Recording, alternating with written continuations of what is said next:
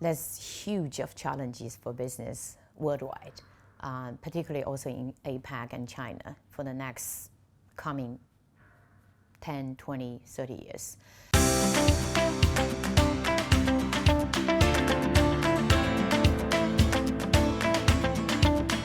The biggest challenges for business going to 2023, I think in my view, is the balance between dealing with the short-term operational issues or crisis in certain places, for example, high inflation, supply chain challenges, and energy price inflation and so on, and versus some long-term strategic business goals, which would also include things like sustainability, decarbonization, and so on.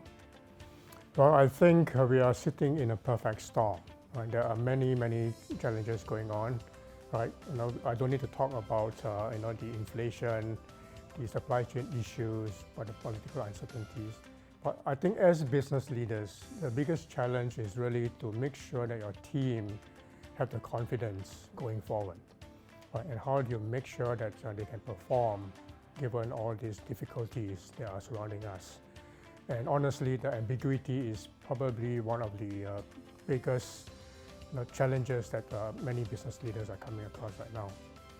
I think at the moment we obviously have the issues around the world, so the global concerns around the high inflation pressures, energy crisis in some parts of the world, the impact of the Russia-Ukraine conflict.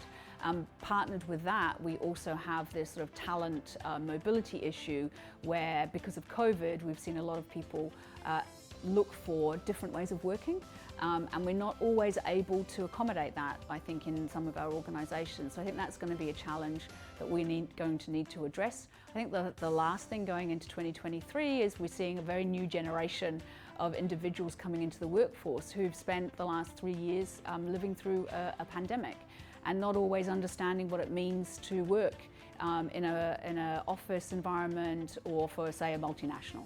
I think the biggest challenge is going to be uncertainty, because we just don't know what we're going to expect in 2023. And I think different businesses will face different challenges. So is there going to be recession? How is inflation going to be handled? Is the geopolitical issue going to blow up? And so on. So I think, but different industries will have to face such problems in different ways. 2023 is going to be a rambunctious year, I suppose. We have macro headwinds, we have geopolitical headwinds, we have rising interest rates, we have potential recession in some parts of the world, we have big shifts in supply chain going on, we have divergence in political agendas, we have divergence in interest rate, inflation agendas. So it's a very complicated year.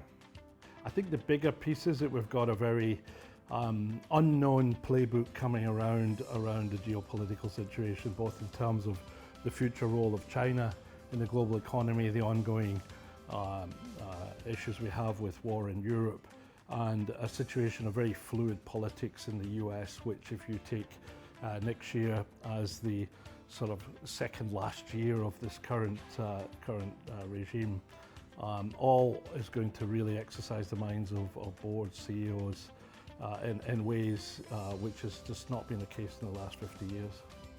I think specifically for my company, Bosch, running the business in China, in APAC, we have huge geopolitical issues, as everyone knows, and also the recession come to Europe, in US, the energy crisis, the raw material price increase, and the shortage of chips. All these things made running business in the coming decades such a challenging and maybe hopefully also fun and interesting experience.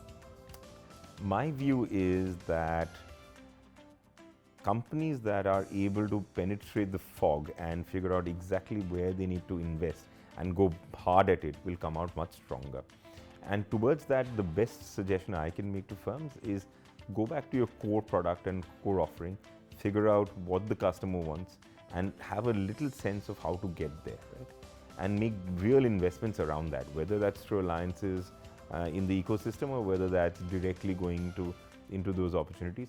They're going to be rewarded. I will also say that with valuations down, this is probably a good time to do M&A. Although debt financing might be difficult, it's still a good time to do M&A. So I would push firms to be a little bit more aggressive around narrower and focused themes, and that might allow them to succeed once we come out of this trough.